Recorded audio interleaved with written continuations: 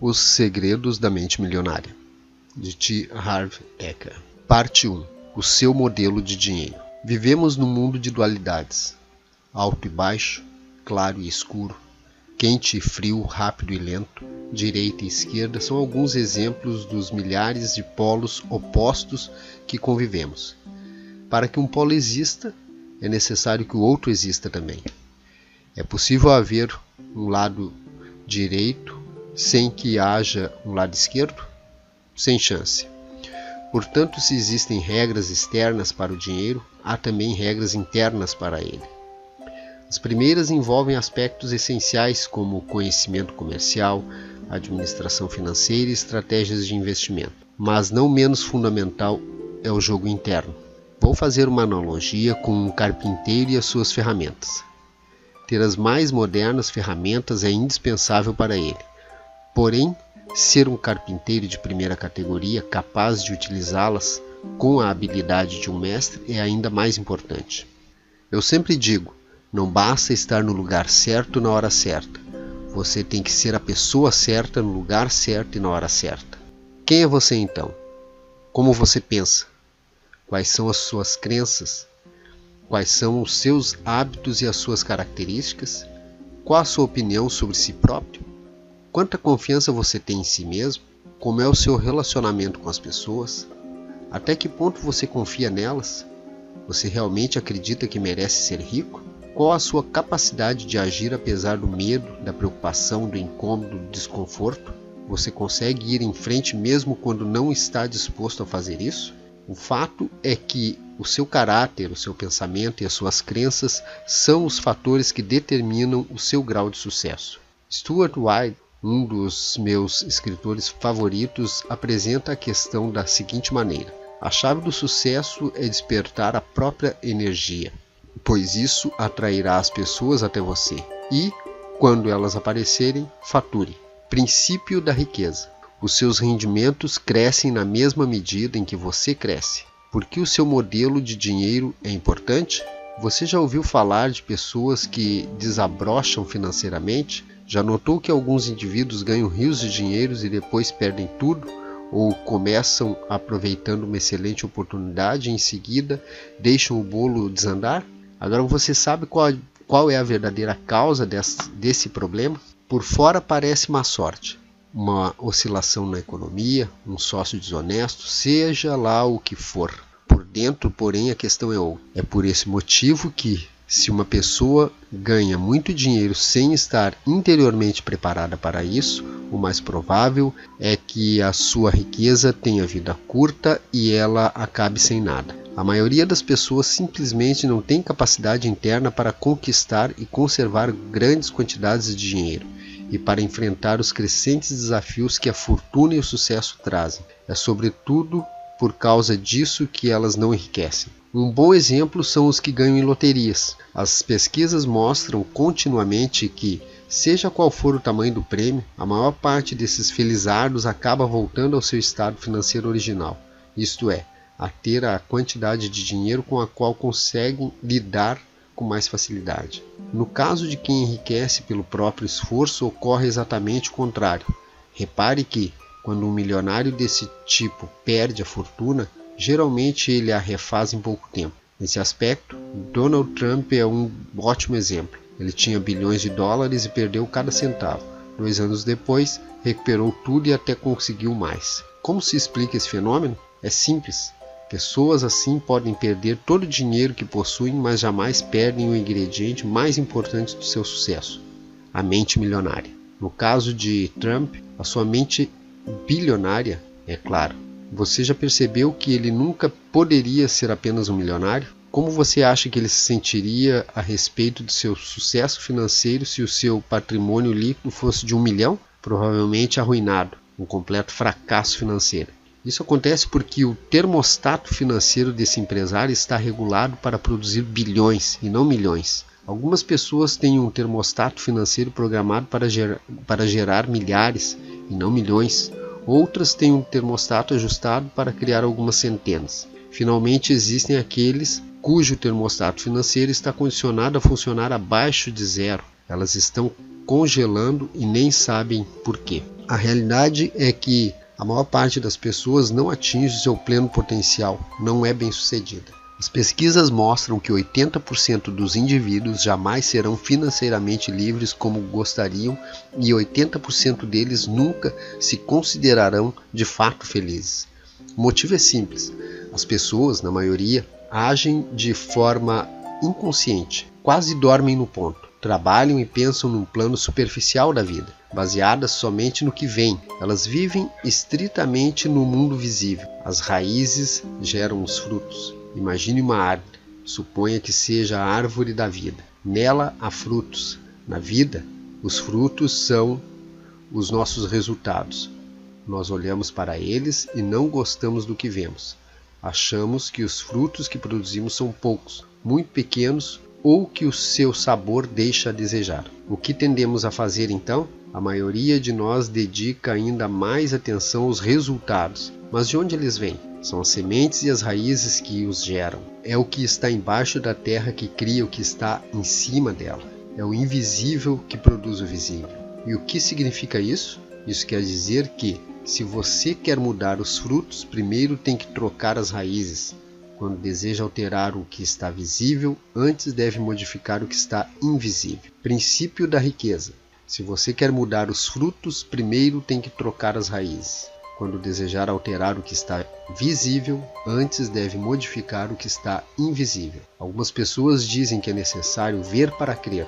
A pergunta que tenho para elas é: por que você paga a conta da luz? Mesmo não vendo a eletricidade, você com certeza percebe e utiliza o poder que ela tem. Se não estiver muito certo acerca de sua existência, experimente colocar o dedo na tomada. Garanto que a sua dúvida desaparecerá imediatamente. Aprendi com a experiência que as coisas que não vemos são muito mais poderosas do que as que vemos. Talvez não concorde com essa afirmação, mas tenho certeza de que você sofrerá se não aplicar esse princípio na sua vida. Por quê? Porque estará indo contra as leis da natureza que dizem que o que está embaixo do solo gera o que está em cima dele. O que é invisível cria o que é visível. Como seres humanos, não estamos acima da natureza. Somos parte dela. Portanto, quando respeitamos as suas leis e cuidamos das nossas raízes, do nosso mundo interior, a vida flui suavemente. Se não fazemos isso, viver se torna difícil. Em toda floresta, fazenda, pomar, é o que está embaixo da terra que gera o que está na superfície. Portanto, é inútil concentrarmos a atenção nos frutos que já estão maduros. Não temos como mudar aqueles que já estão pendendo dos galhos, mas podemos modificar os que ainda vão nascer. Para isso, precisamos cavar a terra e reforçar as nossas raízes. Os 4 quadrantes. Uma das coisas mais importantes que você deve entender é que não vivemos num único plano de existência. A nossa vida acontece em pelo menos 4 remos distintos. Esses 4 quadrantes são o mundo físico, o mundo mental, o mundo emocional e o mundo espiritual. O que a maioria das pessoas nunca percebe é que o reino físico é apenas uma impressão dos outros 3. Suponha que você tenha acabado de escrever uma carta no computador. Você aperta a tecla imprimir e a carta aparece na impressora. Em seguida, você examina a página e encontra um erro de digitação. Você apaga o erro, redigita a palavra corretamente, depois manda imprimir outra vez. E lá está o erro novamente. Mas como pode ser? Afinal, você acabou de corrigi-lo. Então você apaga uma área maior. Até consulta as 300 páginas do manual chamado Corrigindo Erros de Digitação com Eficácia. Pronto, agora você tem todas as ferramentas e o conhecimento de que precisava. Aciona o comando imprimir e lá está o erro de novo. Ah, essa não. Você grita, perplexo. Não é possível. O que está acontecendo? Será que entrei na 5ª dimensão? O que está acontecendo é que o problema não pode ser corrigido na impressão, no mundo físico, mas apenas no programa, nos mundos mental, emocional e espiritual. Dinheiro é resultado, riqueza é resultado, saúde é resultado, doença é resultado, o seu peso é resultado. Vivemos num mundo de causa e efeito. Princípio da riqueza. Dinheiro é resultado, riqueza é resultado, saúde é resultado, doença é resultado, o seu peso é resultado. Vivemos num mundo de causa e efeito. Você já ouviu alguém dizer que a falta de dinheiro é um enorme problema? Na verdade, ela nunca é um problema, e sim um sintoma do que está acontecendo embaixo da terra. A falta de dinheiro é o efeito, mas onde está a causa? Ela se resume ao seguinte: a única maneira de mudar o seu mundo exterior é modificar o seu mundo interior. Quaisquer que sejam os resultados, abundantes ou escassos, bons ou maus, positivos ou negativos, lembre-se sempre de que o seu mundo exterior é apenas um reflexo do seu mundo interior. Se as coisas não vão bem na sua vida exterior, é porque não estão indo bem na sua vida interior. É simples assim. Declarações. Um poderoso segredo para a mudança. Nos seminários, uso técnicas de aprendizado acelerado. Com elas, as pessoas aprendem mais depressa a memorizarem uma quantidade maior de ensinamentos. A chave é o envolvimento. A abordagem que emprego segue o velho ditado: se você se esquece daquilo que escuta, você se lembra daquilo que vê, você entende aquilo que faz. Por isso, vou lhe pedir que, toda vez que você terminar a leitura de um princípio da riqueza, faça uma declaração verbal. Em seguida, emita outra declaração. O que é uma declaração?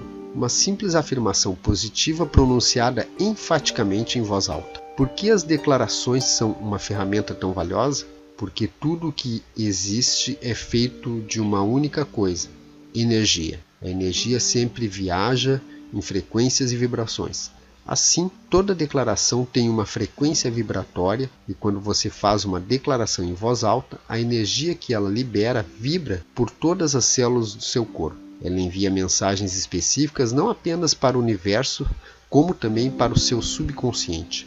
A diferença entre uma declaração e uma afirmação é pequena, mas, até onde sei, poderosa. A afirmação é definida como um enunciado positivo segundo o qual um objetivo que você pretende alcançar já está se concretizando. Uma declaração é definida como o anúncio formal da intenção de empreender um dado curso de ação ou de adotar uma posição específica. A afirmação diz que determinado objetivo já está sendo alcançado. Não a vejo com bons olhos porque, quase sempre, quando afirmamos alguma coisa que ainda não é real, uma voz dentro da nossa cabeça costuma responder: isso não é verdade, é lorota. Por outro lado, declarar não é dizer que algo já é real, e sim que temos a intenção de fazer ou de ser alguma coisa. É uma posição que a voz consegue aceitar, porque não estamos afirmando que é verdade agora, mas um propósito para o futuro. Uma declaração é também, por definição, formal. É uma emissão formal de uma energia que penetra no universo e percorre o nosso corpo. Outra palavra importante da definição de declaração é ação. Devemos executar todas as ações necessárias para que as nossas intenções se tornem realidade. Recomendo que você faça as declarações em voz alta todo dia, de manhã e à noite. Devo admitir que, quando ouvi tudo isso pela primeira vez, eu disse: sem essa, esse negócio de declaração é muito artificial. Mas como na época eu estava quebrado, pensei: mas que diabos, isso não vai doer? E fui em frente. Como agora estou rico, não surpreende que eu acredite que as declarações funcionam de verdade. De qualquer forma, prefiro ser absolutamente crédulo e rico do que absolutamente incrédulo e duro. E você? Eu o convido a dizer: declaração: o meu mundo interior cria o meu mundo exterior. Agora diga: eu tenho uma mente milionária. Qual é e como se formou o seu modelo de dinheiro? Nos programas de rádio e de televisão de que participo nos Estados Unidos, sou conhecido por fazer a seguinte afirmação: em 5 minutos posso prever o futuro financeiro que você terá pelo resto de sua vida. Princípio da riqueza. Em 5 minutos posso prever o futuro financeiro que você terá pelo resto da vida. Como? Numa rápida conversa com uma pessoa, consigo identificar aquilo que chamo de seu modelo de dinheiro e de sucesso. Todos nós temos um plano de dinheiro e de sucesso inscrito no subconsciente. É esse modelo, mais do que todas as outras coisas combinadas, o que determina o nosso futuro financeiro. E o que é o modelo de dinheiro? Vou fazer uma analogia com o projeto de uma casa, que é o plano, ou o desenho pré-estabelecido para aquela construção. Analogamente, o modelo de dinheiro de uma pessoa é a sua programação, ou seu modo de ser pré-estabelecido com relação às finanças.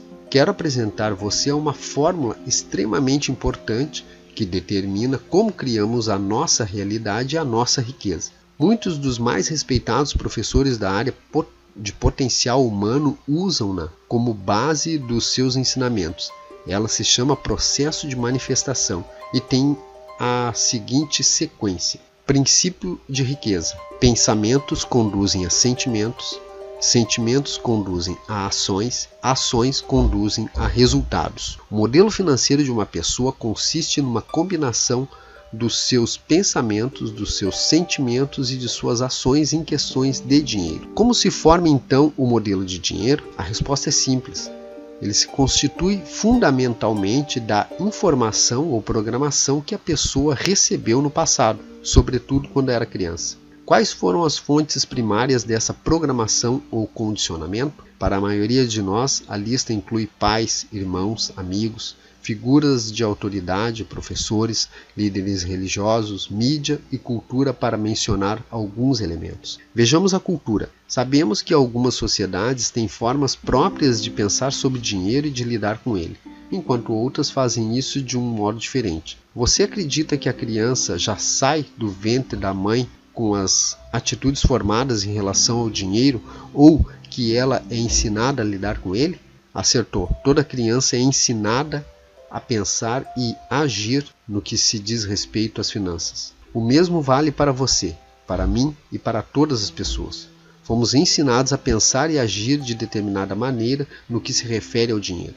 Esses ensinamentos se transformaram no condicionamento, que são todas as respostas automáticas que nos conduzem ao longo da vida. A menos, é claro, que sejamos capazes de intervir e rever os arquivos de dinheiro que temos na cabeça. É exatamente isso o que você fará ao longo da leitura deste livro e o que venho ensinando a milhares de pessoas nos meus seminários. Eu disse que pensamentos conduzem a sentimentos, sentimentos conduzem a ações e ações conduzem a resultados. Nesse ponto surge uma pergunta interessante: de onde vêm os seus pensamentos? Por que você pensa de modo diferente das outras pessoas? Os seus pensamentos têm origem nos arquivos de informação que você guarda nos compartimentos de armazenagem da sua mente. Mas de onde parte essa informação? Da sua programação passada. É verdade. O seu condicionamento determina todos os pensamentos que surgem na sua mente. É por isso que ele costuma ser chamado de mente condicionada. Para incluir esse entendimento, o processo de manifestação pode agora ser ajustado da seguinte maneira: a sua programação conduz aos seus pensamentos. Os seus pensamentos conduzem aos seus sentimentos. Os seus sentimentos conduzem às suas ações. E as suas ações conduzem aos seus resultados. Mudando a programação, você dá o primeiro e indispensável passo para modificar os seus resultados. E como ocorre o condicionamento? Ele se estabelece de 3 maneiras principais em todos os campos da vida, inclusive no do dinheiro. Programação verbal: o que você ouvia quando era criança? Por exemplo, o que você via quando era criança? Episódios específicos: que experiências você teve quando era criança? Como é muito importante que você entenda os 3 aspectos do condicionamento, vou analisar cada um deles mais a fundo. Na parte 2, você aprenderá a se recondicionar para obter riqueza e sucesso. A primeira influência: programação verbal. Na sua infância, que frases você ouvia a respeito de dinheiro, riqueza e pessoas ricas? Provavelmente algo como: o dinheiro é a fonte de todo mal, poupe para os dias ruins, os ricos são gananciosos, os ricos são criminosos, os ricos são desonestos, você tem que dar duro para ganhar dinheiro, não se pode ser rico e espiritualizado ao mesmo tempo, dinheiro não nasce em árvores, o dinheiro fala mais alto, os ricos ficam cada vez mais ricos e os pobres cada vez mais pobres. Isso não é para nosso bico, nem todo mundo pode ser rico, nunca se tem o bastante, e a infame frase: não temos dinheiro para isso. Na minha casa, toda vez que eu pedia dinheiro ao meu pai, ele respondia aos brados: você acha que eu sou feito de quê? De dinheiro? Rindo eu dizia: até que seria bom. eu pegaria um braço, uma perna ou até mesmo um dedo seu. Ele nunca riu. Esse é o problema. Todas as frases que você ouviu sobre dinheiro quando era criança permanecem no seu subconsciente como parte do modelo que governa a sua vida financeira. O condicionamento verbal é extremamente poderoso. Por exemplo, um dia meu filho Les, que na época tinha 3 anos de idade, veio correndo até mim todo animado e disse: "Papai, vamos ver o filme da Tartaruga Ninja. Está passando aqui perto." Juro que não fazia a menor ideia de como aquele pingo de gente já podia ser um craque em geografia. 2 horas depois obtive a resposta ao assistir ao anúncio do filme na televisão. A chamada final dizia: "Em cartaz no cinema perto de você." Tive outro exemplo da força do condicionamento verbal por meio de um dos participantes do seminário intensivo da mente milionária. Stephen não tinha nenhum problema em ganhar dinheiro. A sua dificuldade era conservá-lo. Na época em que se inscreveu no programa, ele embolsava mais de $800 mil por ano. O mesmo resultado dos 9 anos anteriores. Apesar disso, ainda passava sufoco. Stephen dava sempre um jeito de gastar o dinheiro, emprestá-lo ou perdê-lo em maus investimentos. Fosse qual fosse a razão, seu patrimônio líquido ainda era igual a zero. Ele me contou que, quando era garoto, a sua mãe costumava dizer: "Os ricos são gananciosos, eles lucram com o suor dos pobres. A gente deve ter o suficiente para viver. Mais do que isso é cobiça." Ninguém precisa ser um Einstein para perceber o que se passava no subconsciente de Stephen. Não era de se admirar que ele estivesse quebrado, pois fora verbalmente condicionado pela mãe a acreditar que os ricos são gananciosos. Consequentemente, a sua mente ligava as pessoas ricas à ambição desmedida,